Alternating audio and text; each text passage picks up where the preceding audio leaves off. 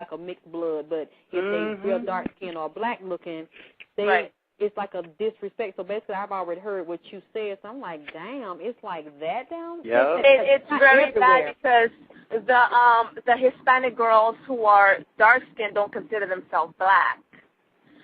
They have a big issue concerning because when they look at a black person, they don't want to be considered as Black American or Black African, so they're not black. And 90% of that situation you'll find with Dominicans. How dark skinned they're not black. And then their birth certificate will reflect white.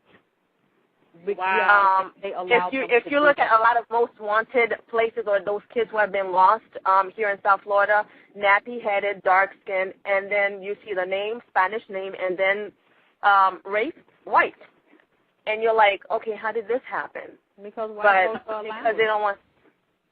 No, exactly. South Florida is just a whole. It's not a place for black folk, especially if you're a professional. You need to get the stuff out of here because here they're not trying to hear the truth. They're not. And other black folks who don't have nothing, it's best get an education and get the hell out of the state, realistically. Because if you're a professional, you're going to get frustrated, and you're going to be like, oh, my God, I went to this place, and everybody's doing fine. Have nothing, though, because white people have always done stuff like that. They bring their industry, they bring their money, they bring their beauty standard and their ideal, and then they usually suppress our people or weed them out unless you want to come be like a service worker or something, serve them sandwiches and shit. Exactly. So, but I'm saying if you keep leaving, if we leave everywhere, we ain't gonna never have nothing. I mean, one thing I can say about the Asians and the Mexicans and the Latins, when they come over here, they do stick together, and even if they do have to wash dishes, they all will get in the same house. They will save their money up.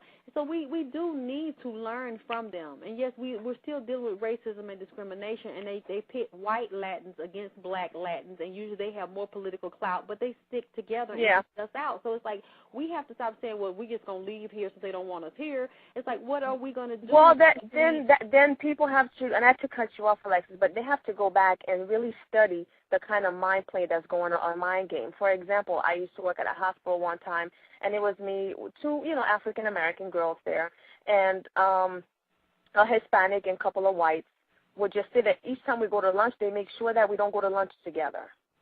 Mm-hmm. So finally one day, I said, you know what, I'm going to come in late, and I'm going to come around your lunchtime. They can't tell me nothing because my shift started about an hour later, so I'll go to lunch with you so we could sit there talking. So we're sitting there talking, and then I have to go use the bathroom. They both were behind the door listening to our conversation. What, white? Yeah, white and Hispanic girl. Because in the workplace. So because they probably think we're talking about, and we had nothing to do with them. Do the white girls, the Hispanic girls, they rather hang out with the white girls and consider themselves white.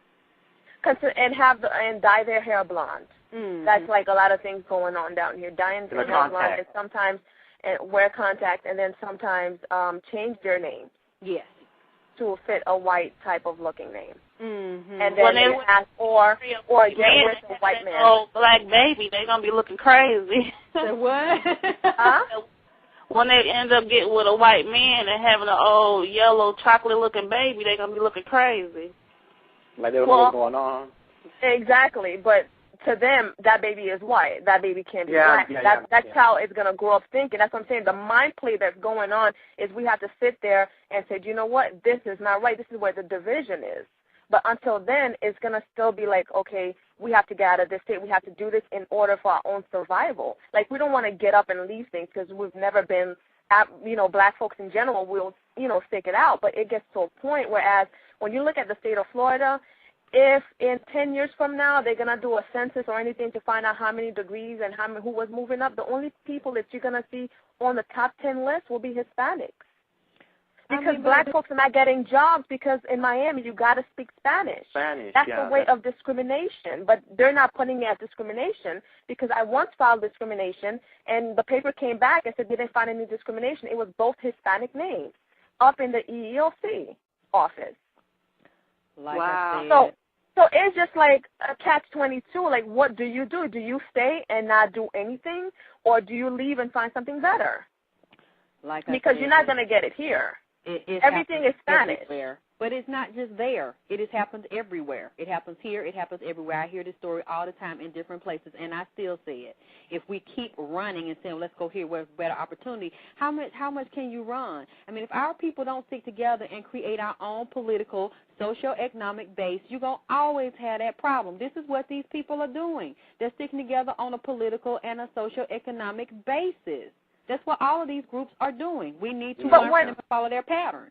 But when black folks do that, it's automatically a black power movement. So, you know, they're plotting against you. They're doing this. In actuality, you're trying to look out for another. And when you tell people about looking out for another, yeah, go ahead. So what do you do? Because you still, when it comes down to it, if you do not look out for your own, you see very clearly, and history has shown this, they are not going to look out for our people. So if you keep running instead of establishing roots, and if our people as a whole or large pockets do not do the same thing these other races are doing, we're lost. We're doomed. Yeah, and that's the case of South Florida, because South Florida majority of it ain't just there. My point is to open businesses. But at the same time, then you're going to have to do a whole banking situation where you're not getting loans. It's not that simple. When somebody get up and leave, it is not that simple, because here in South Florida, I mean, what happened with the whole loan situation back in 2008, here in South Florida, where I live at, it's just like 4, 5, 6 homes back-to-back owned by one person being greedy, Hispanic, and they had nothing to do with owning none of these homes just to show off. Now they all they don't know what to do. They're about to lose their home. But would the black folks be able to get qualified like that and be able to do it? No. Here I see it realistically. I mean, when they're going to come down here and do studies, or whoever was working on it, it's not going to be on a positive note. And you have a lot of black folks working. You have a lot of black folks going to school. But going to school and have all this knowledge, when you come out, you cannot go to a bank and ask for a loan. So you should, because they're going to be like, they're going to be like, black people run banks. You shouldn't depend. That's not what I said. As long as you keep on depending on your oppressor, then how do you expect? You think your oppressor going to open up a door for you to be free? No. That's not what I said. And these things don't happen overnight. So you sound kind of young. So you're probably younger than me. So when you study the civil rights movement, and when you look at when you study all of that, okay, well, how old are you? 32. Yeah, you sound younger than me and idealistic, or maybe you lose hope too quick. Because these people didn't get this overnight, and you ain't going to get it overnight, and you're not going to change it by yourself, and you're not going to change it by telling everybody you need to damn run. These people control the economy. They control the banks. They control their community, and they control ours, because we don't own shit. So instead of just wanting to leave everywhere you go when it gets difficult, I mean, it's common sense. If you don't own the land, you ain't got no say. So wherever else you go, if you don't own that land either, and the black people there won't unite with you, eventually you're going to have to run again. If whoever buy the land up underneath your feet decide that they want to fuck you over or buy you out. So until we wake up and we study these people and we get our own banks, or we have people in positions in banks to greenlight loans for us, and instead of us renting and saying what we can't do, getting together with the few you can and buy some real estate where you own the ground that you stand on, then you're not going to have no control. And that's what these people are smart enough to do. And then make anybody black hate they self.